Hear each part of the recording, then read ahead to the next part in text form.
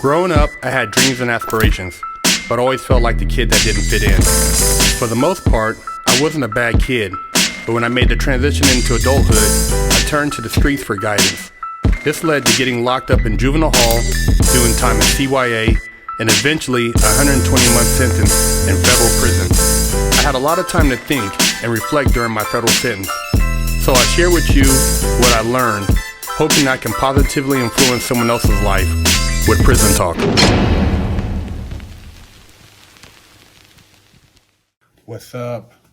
Big Kirk 916, getting down with Fresh Out and a Prison Talk. Hit that like button, hit that subscribe button, represent. You know how we do it over here. California is going to be the next state in line to bring in this martial law bullshit. See, they set y'all up like they set up New York with the violence. They let you see all that violence. And all the people who walked around with their head in the dirt, didn't want to, look up and say something, and they crying when somebody, is trying to defend themselves and fight back. Well, now your privacy, all that's out the window. If you want to ride the trains in New York, we got to look in your bags, or else you don't ride. But they allowed that. They let it get like that on purpose, just like they let San Francisco get like that, just like they let Oakland get like that, just like they letting these people and these takeovers do this. Peep it out, just like this right here. Video shows this white GMC pickup truck crashing into a Ford Mustang while trying to get through a sideshow in Vallejo. That's when things get ugly. The crowd gets angry and surrounds the truck, beating the driver, shooting at him, and stomping on his windshield near Springs and Rollingwood at about 5:30 Sunday afternoon. In this video, you can see the driver wearing an orange shirt running from his truck, but it wasn't over yet. The man in orange runs into the 7-Eleven at the corner and is chased by the crowd and again attacked inside the store. Some in the crowd then loot the 7-Eleven of everything from cigarettes and candy to lotto scratchers and beer. Hey, what's up? Let me get some. See, they show stuff like that to get the people riled up. But they created that. They nurtured that behavior, that mind state. It's a program, man. They do it in prison. They want to. In prison is not to reform. It's to turn you into an animal, a savage. When you get out of there, if they can take that one little piece out of your brain, they know that you'll keep coming back. And you'll come back and you'll enjoy coming back because you're conditioned to have somebody look in your asshole and squat and cough and lift your ball sack up and tell you when to get up, when to eat. And you're conditioned to go work in that factory.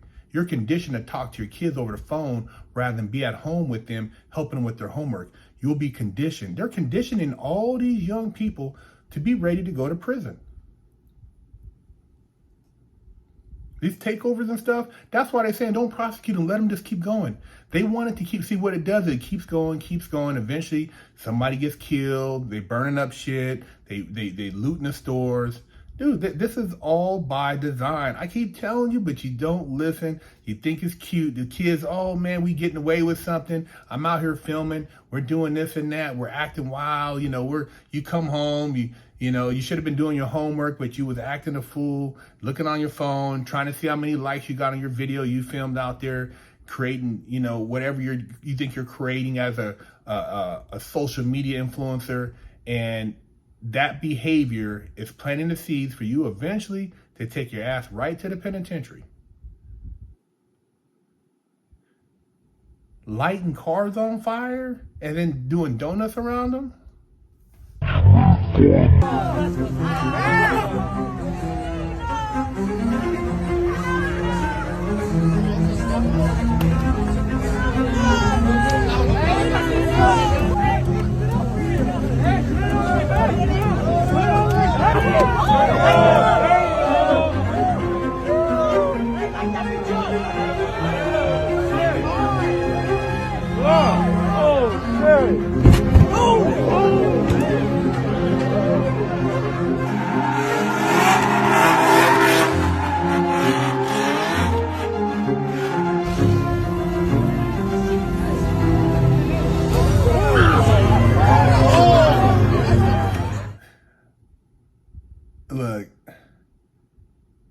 the parents of these kids, they don't probably know half the shit they're doing because they're too busy trying to work or whatever they're doing, provide food on the table.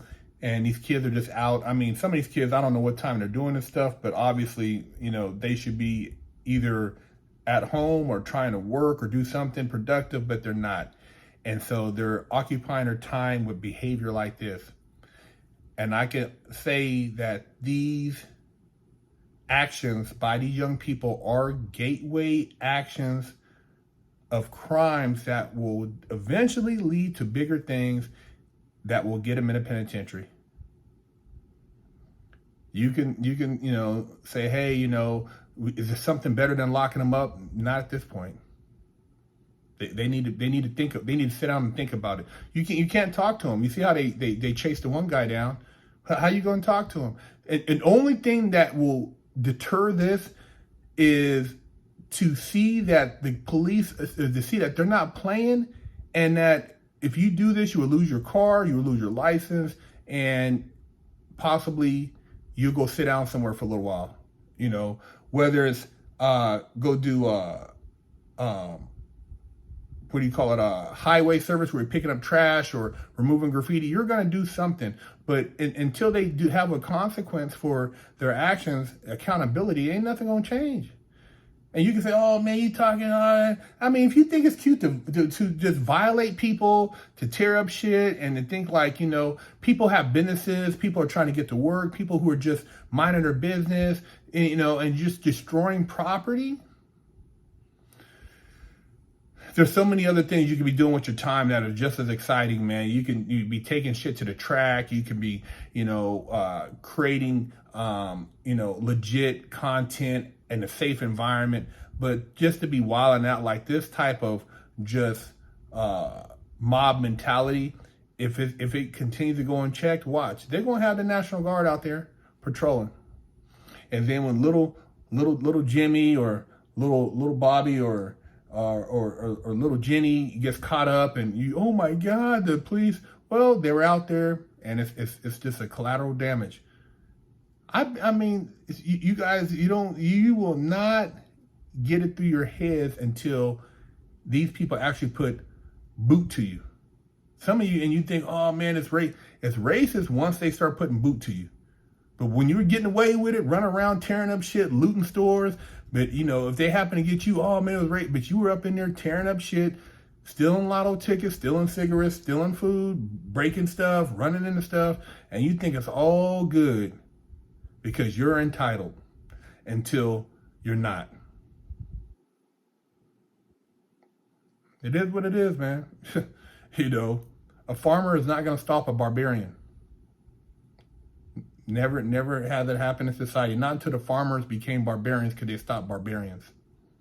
And right now, you got some of these people, they savaging out. Leave a comment, let me know what you think. But this purge, by design, wait till phase 2 when they come through. Newsom set y'all up to do. He set y'all up for failure, man. All these people thinking, oh, you guys are getting away. They set y'all up for failure, man. It's coming. It's coming, man. Big hurt.